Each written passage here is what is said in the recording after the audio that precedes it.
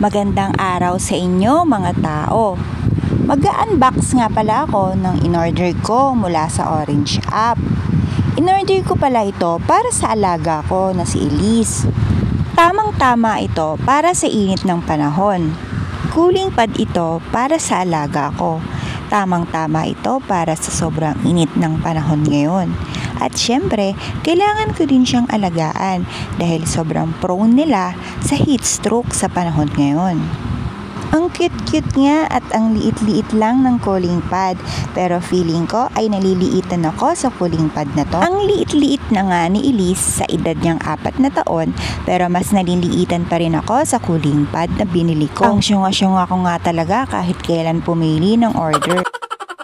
Ito nga at nakita ko kung saan nilalagyan ng tubig. Pinubuksan yung butas dito. Meron siyang deroskas na puti. Tatanggalin mo muna yon para malagyan siya ng tubig. Ayan, tinanggal ko na nga at nilagyan ko na nga ng konting tubig. At hindi pa din ako nasiyahan sa nilagay kong tubig. At syempre, ayan ang ginawa ko, inalog-alog ko pa. Hindi ko alam kung bakit.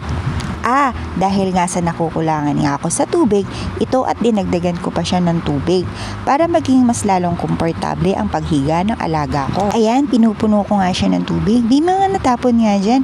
Hindi ko alam kung nakita nyo pero may mga natapon at humingi ako ng basahan dun sa anak ko. Siyempre, binigyan niya ako. Hindi niya ako pwedeng hindi bigyan ng basahan kasi magagalit ako sa kanya. So ayan, sinasarado ko na nga ulit yung lagayan ng tubig. Siguro kontento na ako dito sa mga oras na yon, sa mga tubig na inilagay ko sa loob. Ayan nga yung basahan na hiningi ko sa anak ko.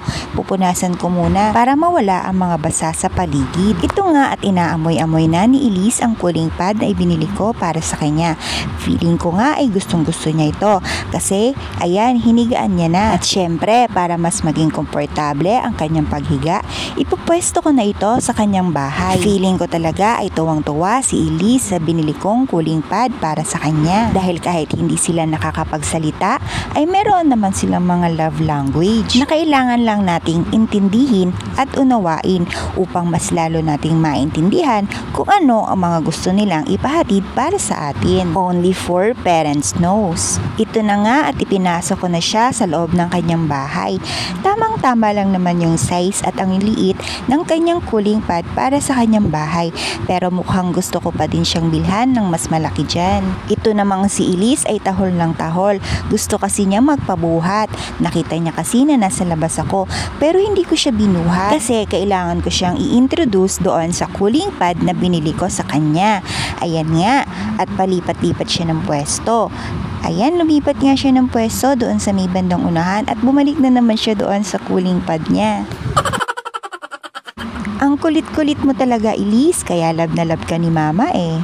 Pero sa tingin ko naman ay magugustuhan niya ang cooling pad na binili ko sa kanya. Ito nga at lumipat na naman siya ng pwesto sa harapan. Nakikita niya kasi ako na nasa labas kaya gusto niya ding lumabas. Ito at bigla siyang humiga at pagkatapos ay tumayo na naman siya. At pagkatapos ay tumingin doon sa may bandang gilid niya at pumasok sa may bandang loob. Hindi ko na nga alam kung bakit at kung ano-ano ang ginagawa ng babaeng ito. Pasalamat ka, Elise, at ang cute-cute mo at love na love ka ni Mama. Ayan, at pumasok na nga siya ulit doon sa cooling pad niya. Ito nga at inaamoy-amoy niya yung cooling pad na binili ko sa kanya.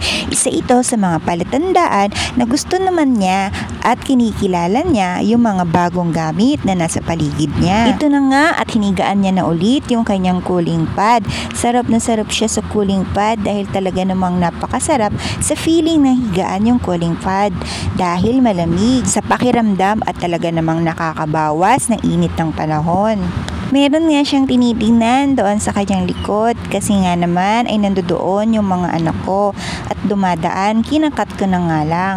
Ito at lumapit na naman siya sa akin dahil gusto niyang lumabas talaga dahil nakikita niya na nasa labas ako. Pero syempre hindi ko pa rin muna siya kukunin, diyan muna siya.